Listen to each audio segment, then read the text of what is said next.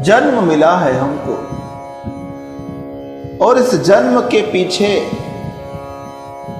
खोज करना है कारण को। हर व्यक्ति के जन्म के पीछे उसके जन्म होने का, इस धरती पर आने का कोई कारण अवश्य है। कारण है उसके कर्म, कारण है उसके विचार, कारण है उसका ध्येय, कारण है उसका संकल्प। बस तुम विकल्प मत ढूंढो, तुम संकल्प के साथ आगे बढ़ो। व्यक्ति विकल्प के प्रलोभन में रहता है, विकल्प ढूंढता है। संकल्प में विकल्प का कोई आधार नहीं और विकल्प संकल्प को प्रभावित तो करता लेकिन तोड़ नहीं सकता।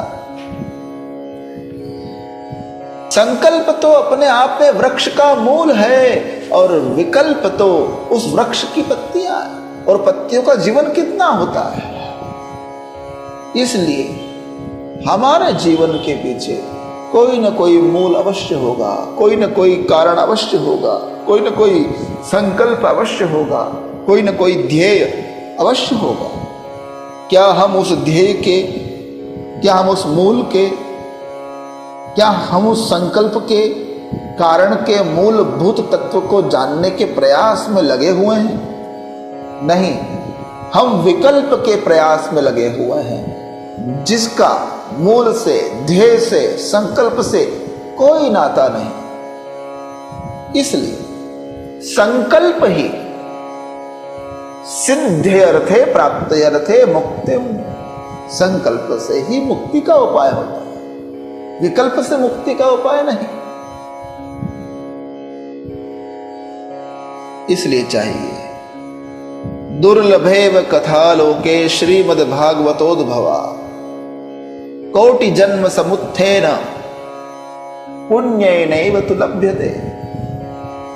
जन्म जन्मांतरों के पुण्यों का उदय होता है तब भागवत की प्राप्ति होती है। उसी प्रकार जन्म जन्मांतरों के पुण्यों का उदय होता है तभी मानव योनि प्राप्त होती है। और उस दुर्लभ मानव योनि को तुम बेकार में खर्चा कर देते।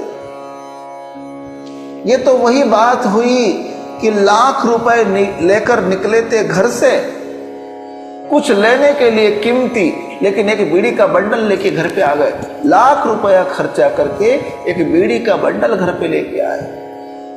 ऐसा ही हो गया जीवन के साथ। जो अमूल्य निधि है, जो बड़ा मूल्यवान है, उसकी वैल्यूज, उसकी कीमत हम नहीं समझते और गवा देते हैं जीवन।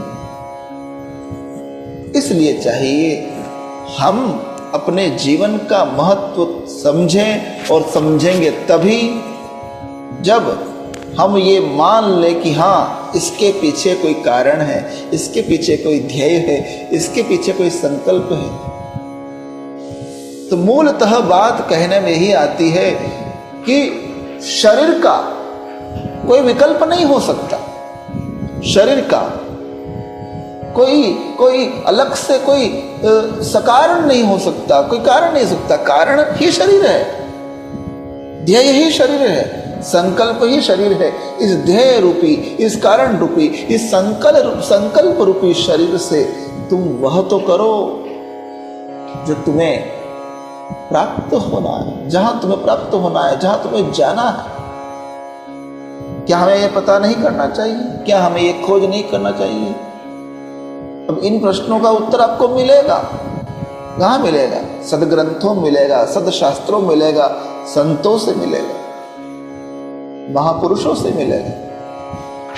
तो हम अवश्य करके उस पथ की ओर बढ़ें जिस पथ पर हमारा कल्याण हो। संकल्प के द्वारा, ध्येय के द्वारा, विचार के द्वारा हमारा कल्याण हो, ऐसे पथ पर हम आगे बढ़ें।